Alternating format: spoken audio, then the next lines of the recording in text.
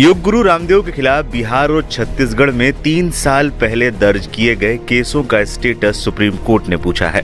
अदालत ने कहा है कि कोरोना महामारी के इलाज को लेकर एलोपैथिक दवाइयों पर टिप्पणी के चलते ये केस दर्ज हुए थे। आखिर इनमें क्या प्रगति हुई है? अदालत ने बाबा रामदेव की ओर से दोनों केसों को क्लब किए जाने की मांग वाली अर्जी पर सुनवाई करते हुए ये पूछा।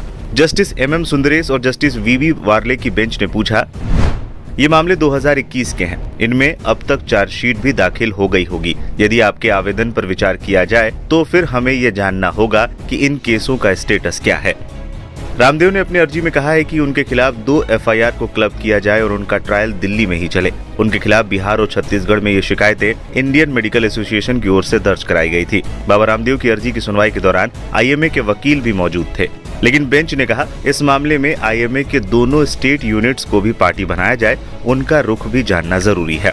अदालत ने इस दौरान बिहार और छत्तीसगढ़ की सरकारों को आदेश दिया कि वो दोनों FIR का स्टेटस फाइल करें। इसके लिए 2 सप्ताह का वक्त दिया जाता है। इसके साथ ही मामले की अगली सुनवाई गर्मी की छुट्टियों के बाद के लिए तय कर दी गई। वरिष्ठ अधिवक्ता सिद्धार्थ दवे ने बाबा रामदेव का पक्ष रखते हुए IMA की ओर से दाखिल एफिडेविट पर आपत्ति जताई। केस की सुनवाई के दौरान केंद्र सरकार के वकीलों ने भी IMA का विरोध किया। सॉलिसिटर जनरल तुषार मेहता ने कहा, हमें IMA को सुने जाने से आपत्ति है। मेहता ने कहा, इस मामले में नए लोगों को हिस्सा नहीं बनने दिया जा सकता। ये अर्जी तो आरोपी और शिकायतकर्ता के बीच का मामला है। हमें IMA की बात से आपत्ति है क्योंकि उसकी ओर से आयुर्वेद का विरोध किया जा रहा है।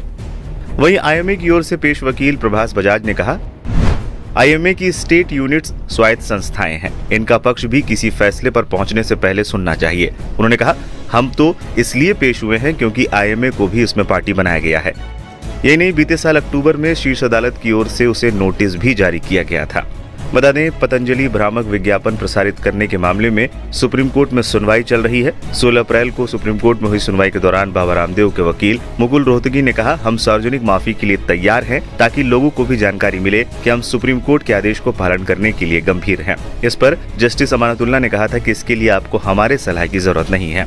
जस्टिस कोहली ने बाबा रामदेव से इस दौरान पूछा था कि आपने जो कोर्ट के खिलाफ किया क्या वो सही था। इस पर बाबा रामदेव ने कहा था कि जज साहिबा, हमें इतना ही कहना है कि जो भी हमसे भूल हुई है हम उसके लिए बिना शर्त माफी स्वीकार कर रहे हैं। बाबा रामदेव और बालकृष्ण के वकील रोहतगी ने आगे कहा था कि 1 सप्ताह का समय दीजिए, इस बीच हम जरूरी कदम उठाएंगे। इस पर जस्टिस कोहली ने कहा था कि ठीक है, हम 23 अप्रैल को फिर इस मामले की सुनवाई करेंगे।